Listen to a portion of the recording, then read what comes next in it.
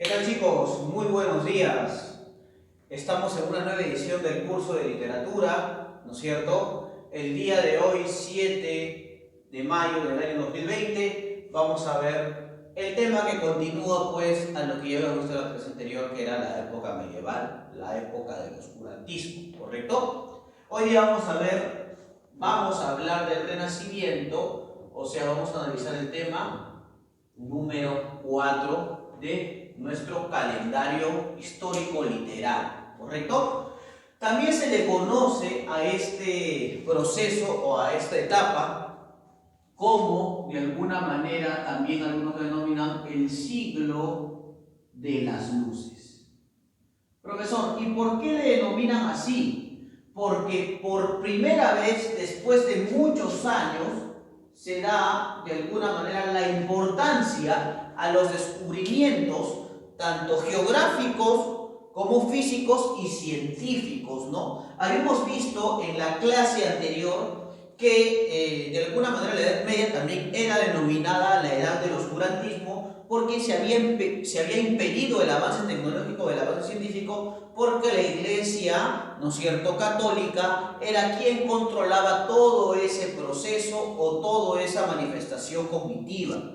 Entonces, ¿no es cierto?, se había impedido de alguna manera por estos tiempos, ¿no?, la evolución inmediata o también el tratamiento de una mejor forma de lo que era la literatura, y no solamente el campo literario, también el campo científico, el campo tecnológico, ¿no? Entonces, ¿qué implica el Renacimiento? Implica este cambio de pasar a una cultura o a una posición, ¿no es cierto?, religiosa,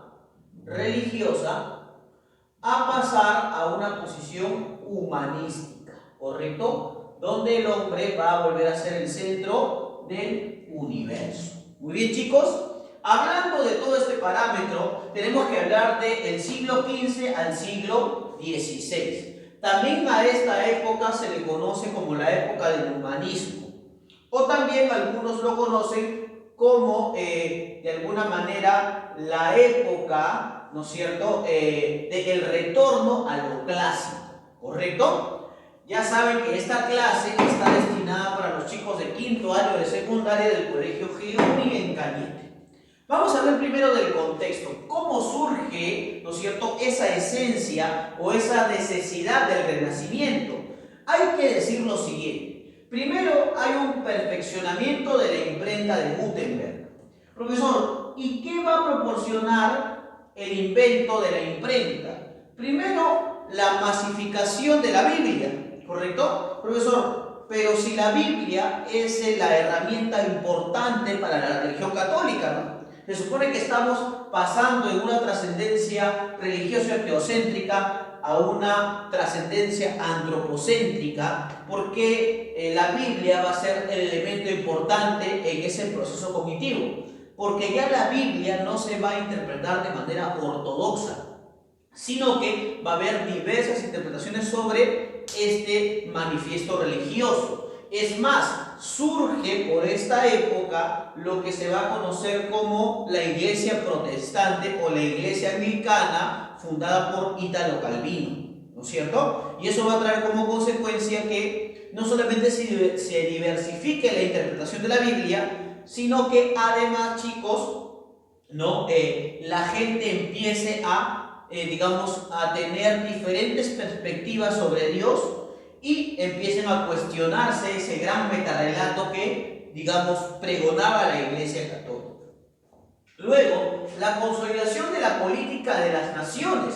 Van a surgir gobiernos o van a pasar a dejar de ser estas grandes regiones feudales, ¿no es cierto?, que vemos en la Edad Media, y se van a contribuir o se van a construir naciones, ¿no? A partir de este decaimiento del Imperio Romano, van a surgir territorios como España, como Inglaterra, como Alemania, como Francia, y estos grandes feudos se van a convertir en naciones, ¿no? ¿Qué es lo que connota el hecho de convertirse un país o un territorio en una nación? En que cada ciudadano va a tener derechos, pero también va a tener deberes. En que cada gobierno no solamente se va a caracterizar por su monarquía o por la institución de los reyes, sino que estos reyes van a tratar de alguna manera, defender su posición gubernamental a través de un representante que esté más cerca al pueblo, ¿correcto? Entonces también se va a dar esta consolidación política. Y otro evento que va a remarcar lo que se va a conocer como la unión de los dos mundos, ¿no es cierto? O mejor dicho, la unión de los dos continentes, es, correcto, el descubrimiento de América y su posterior invasión en el año de 1492.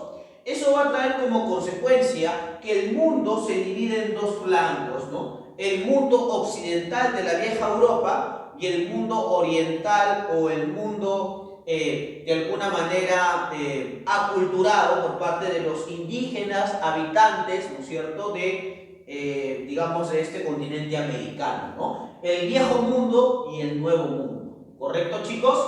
Entonces ustedes saben que dentro de esos parámetros históricos, Colón no descubre América, porque América ya había sido de alguna manera no descubierta, pero ya había sido de alguna manera abordada en ciertos escritos cartográficos.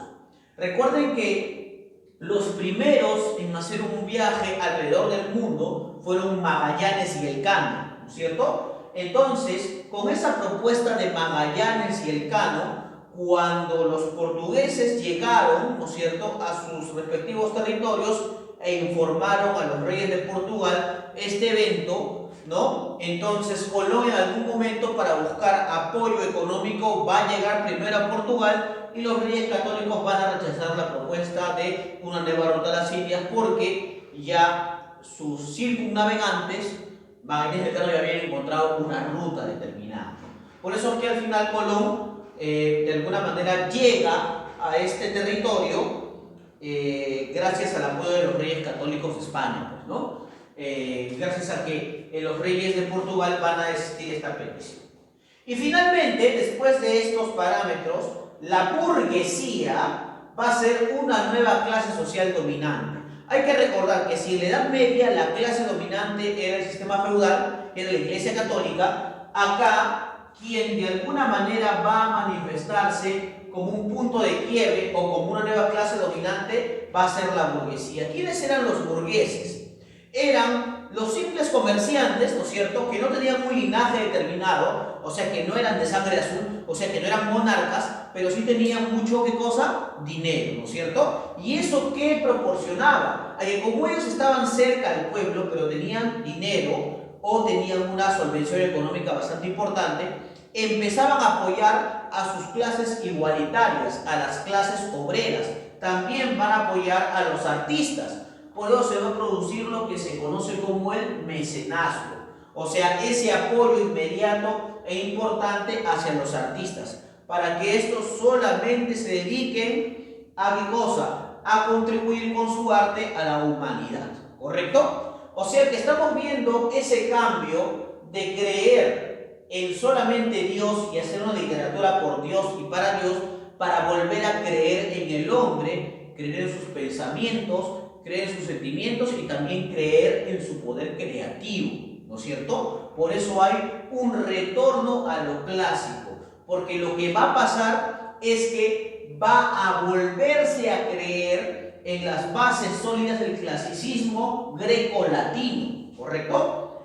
El concepto del Renacimiento es que es un movimiento de renovación cultural, ¿correcto? Renovación porque se va a dejar de creer en una percepción religiosa para creer en una percepción humana, ¿correcto? Renovación cultural que se desarrolló en Europa en la Edad Moderna. Estamos hablando entre los límites del siglo XV al siglo XVI.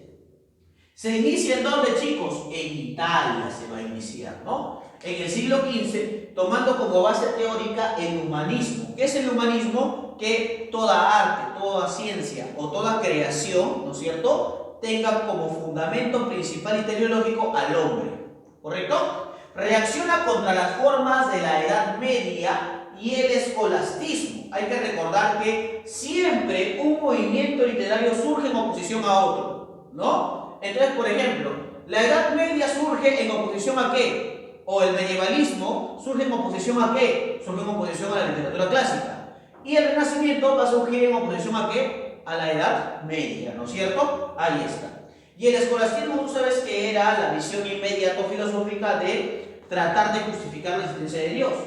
Y tratan de qué cosa? De revalorar el arte greco-latino. Por eso es que el Renacimiento también en algunos casos significa el renacer de lo clásico. O sea, volver a la perspectiva clásica que se tenía en un tiempo determinado. ¿Correcto?